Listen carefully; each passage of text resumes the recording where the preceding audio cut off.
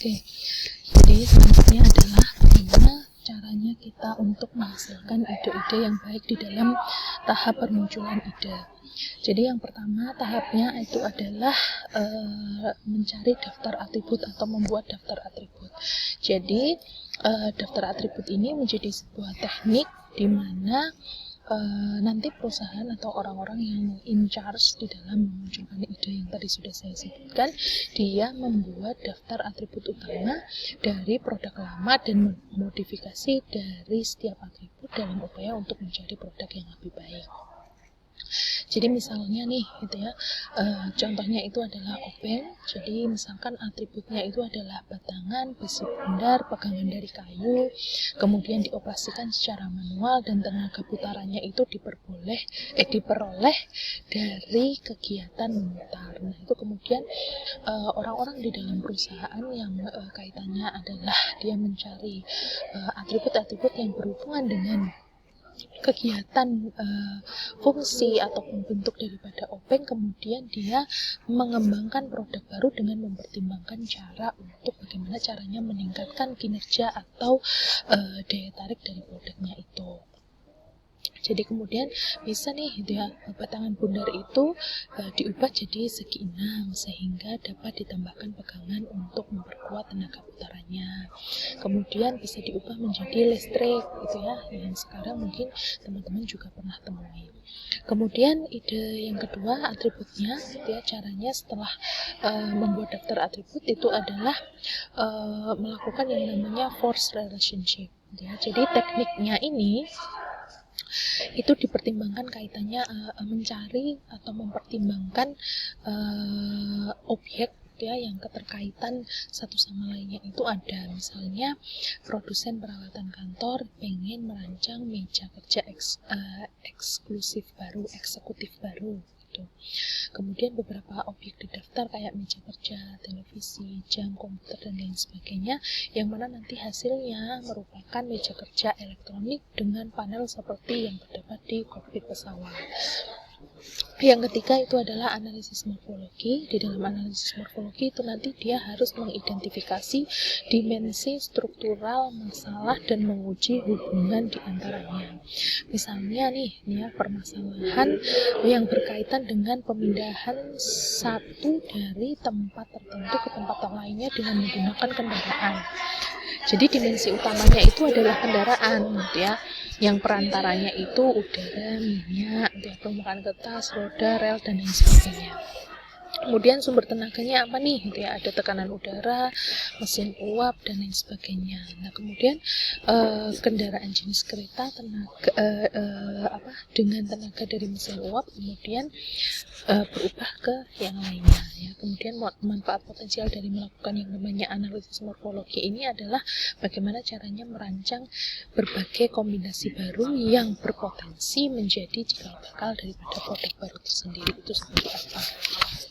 Kemudian yang keempat itu adalah melakukan yang namanya identifikasi kebutuhan atau masalah. Jadi setelah melakukan yang namanya atribut, kemudian force relationship, kemudian analisis morfologi, itu tadi mereka teknik-teknik tersebut itu tidak memerlukan masukan dari konsumen untuk menghasilkan ide yang berbeda. Jadi berbeda dengan teknik-teknik yang sebelumnya, kalau identifikasi kebutuhan masalah itu kemudian digali melalui konsumen. Jadi dimulai dari konsumen sendiri. Jadi konsumen nanti akan ditanyai mengenai apa sih kebutuhan yang diperlukan dari produk yang sudah ada ataupun yang memang mereka membutuhkan produk yang baru. Kemudian masalahnya apa, kemudian ide-idenya mereka apa. Itu jadi kita mendengarkan langsung berdasarkan kebutuhan daripada konsumen. Kemudian yang kelima itu adalah brainstorming atau mencurahkan gagasan. Jadi perusahaan itu akan membentuk semacam kelompok yang terdiri dari 6-10 orang, yang mana orang-orang tersebut nanti diminta untuk mengajukan usul dan ide sebanyak mungkin dalam jangka waktu tertentu, ya misalnya 1 jam ya, agar efektif maka ada 4 pedoman yang sebaiknya digunakan. Ya, pedoman yang pertama itu harus tidak boleh ada kritik, ya. Jadi komentar negatif dan ide yang dikemukakan itu harus ditahan dan semuanya itu harus tertampung. Jadi antara setiap orang di dalam brainstorming ini tidak boleh mengkritik ide-ide yang dilontarkan sama orang lain. Kemudian selanjutnya itu adalah pemberian kebebasan sepenuhnya.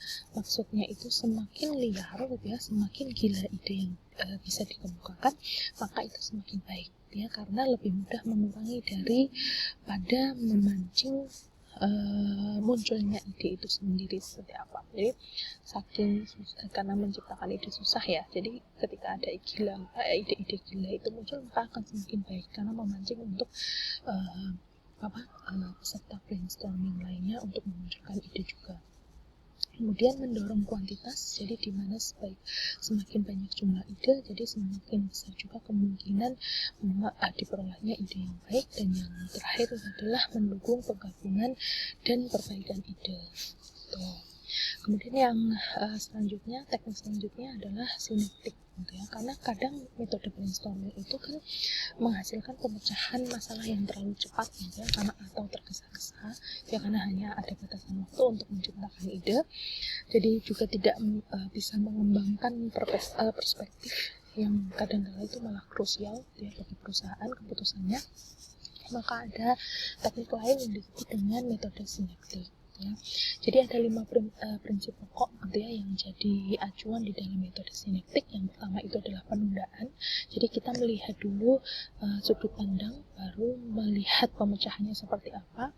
Kemudian otonomi objek, kemudian menggunakan tempat umum, kemudian keterlibatan dan juga keterlepasan, dan juga menggunakan yang namanya metafora. Gitu. Itu untuk yang tahap pertama dari pengembangan ide. Kemudian untuk tahap kedua, penyaringan ide, gitu ya. Di penyaringan ide itu terdiri atas sejumlah aktivitas yang dirancang untuk mengevaluasi konsep produk baru. Jadi konsekuensinya itu akan ada banyak konsep baru yang dieliminasi dalam tahap ini. Jadi dari beberapa ide-ide yang muncul dari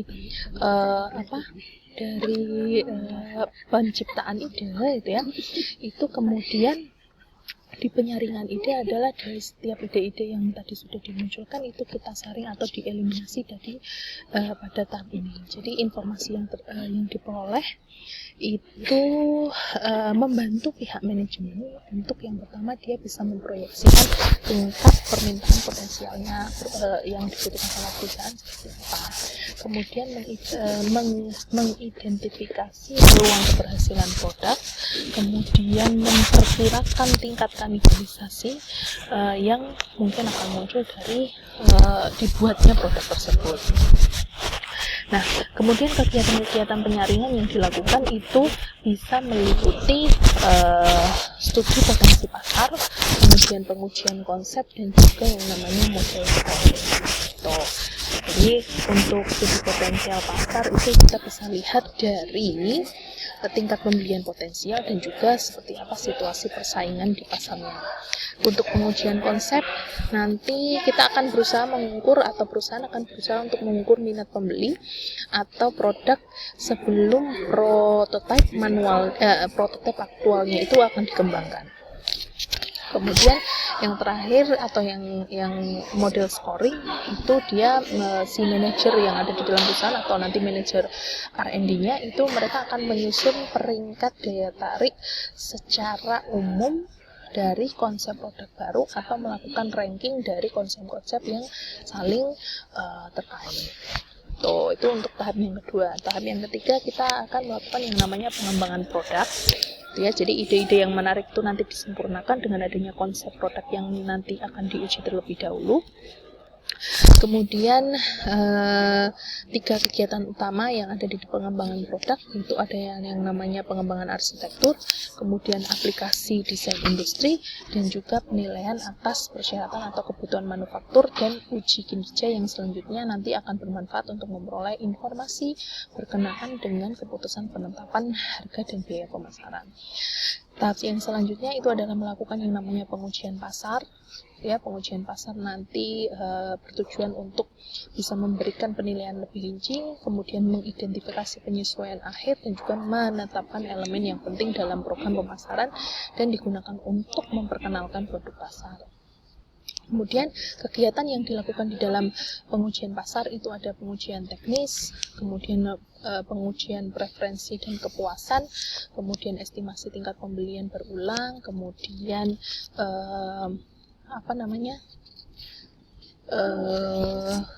pengujian pasar terstimulasi, ya, dan juga pengujian pasar yang test marketnya seperti apa. Kemudian tahap selanjutnya itu adalah analisa bisnis, ya, tahap kelima. Jadi tujuan daripada analisis bisnis itu adalah memberikan gambaran sekomprehensif mungkin dari dampak finansial yang bisa diperoleh untuk memperkenalkan produk baru. Jadi ukuran biaya, laba, ROI, ya, arus kas yang digunakan untuk memperhitungkan payback period, ya, PEP, risk analysis itu diperlukan untuk analisis bisnis. Kemudian yang selanjutnya itu adalah tahap yang terakhir itu adalah tahap komersialisasi. Jadi komersial itu terkait dengan perencanaan dan pelaksanaan bagaimana cara strategi meluncurkan atau launching strategi dari produk yang dibuat untuk bisa diluncurkan ke pasar itu seperti apa. Nah, komponen yang ada di dalam strategi peluncuran produk baru itu yang pertama adalah penentuan timing introduksi produk baru, kemudian branding strategi, dan juga koordinasi program pemasaran yang nantinya bisa mendukung introduksi produk baru. Itu untuk pengembangan produk baru yang menggunakan model sekuensial, ya. Yang kedua, kita menggunakan yang namanya model simultan atau simultaneous model. Jadi simultaneous model itu bukan satu-satunya model, sequence model itu bukan satu-satunya model yang digunakan dalam pengembangan produk baru. Ya, jadi model lain yang tidak kalah populernya itu adalah yang simultan model. Tuh. Jadi untuk simultan model, yang sequential model itu dia fokusnya itu menekan resiko kegagalan produk baru, ya, dengan cara melakukan riset pasar yang ekstensif untuk menyeleksi jumlah ide besar untuk menjadi ide yang dianggap paling sukses. Sedangkan untuk yang simultan itu menekankan pentingnya respon cepat dan proses yang sifatnya itu simultan atau yang berlangsung serentak. Jadi beda, ya. Jadi kalau yang simultan, ya, simultan itu kalau tadi sekuensial itu terdiri dari 6 tahap, untuk yang simultan model itu terdiri dari 3 tahap aja, ya. 3 tahap pokoknya itu adalah yang pertama itu pengembangan teknologi, ya, dia fokusnya ke riset ilmiah dan teknik rekayasa. Jadi tujuan utamanya itu bukan menghasilkan produk yang bisa dipasarkan, tapi ditekankan pada penemuan platform teknologi yang dijabarkan atau dikembangkan lebih lanjut ke dalam bermacam-macam produk potensial ataupun produk yang sudah ada. Kemudian yang kedua itu adalah pengembangan produk, ya. Jadi perusahaan nanti di sini di pengembangan produk akan berusaha menerjemahkan platform teknologi yang telah ditemukan dalam produk-produk yang bisa ditawarkan, ya, atau dipasarkan. Ya, kayak misalkan teknologi laser bisa dimanfaatkan untuk membuat kamera, CD, mesin kopi dan sebagainya. Kemudian fokusnya di dalam pengembangan produk itu yang pertama itu memanfaatkan secepat mungkin platform teknologi yang diciptakan untuk memproduksi berbagai macam produk, dan yang kedua adalah menerapkan platform teknologi ke dalam sebanyak mungkin produk yang dihasilkan. Kemudian yang tahap yang ketiga itu adalah pengembangan pasar, ya. Jadi beda dengan sekuensial tadi, ya, yang mana mereka itu mengandalkan satu atau segelintir produk yang diharapkan untuk menjadi produk utama atau produk jawara. Untuk simultan itu mereka akan berusaha membanjiri pasar dengan produk-produk yang memasukkan berbagai aspek yang berbeda dari teknologi baru. Seperti itu. Nah, di dalam teknologi itu akan ada kaitannya dengan teknologi di simultan model, ya. Jadi di dalam teknologi ini karena dia orientasinya itu ke pelanggan ya. Yang karena sequential model itu berorientasi ke pelanggan, jadi yang simultan ini lebih berorientasi pada teknologi. Ya, jadi ada, kalau di product life cycle, teman-teman masih ingat ya, product life cycle itu kan punya tahapan-tahapan produk. Kalau di sini juga ada, ya. Jadi pengembangan tahap yang namanya siklus hidup adopsi teknologi atau teknologi adoption life cycle.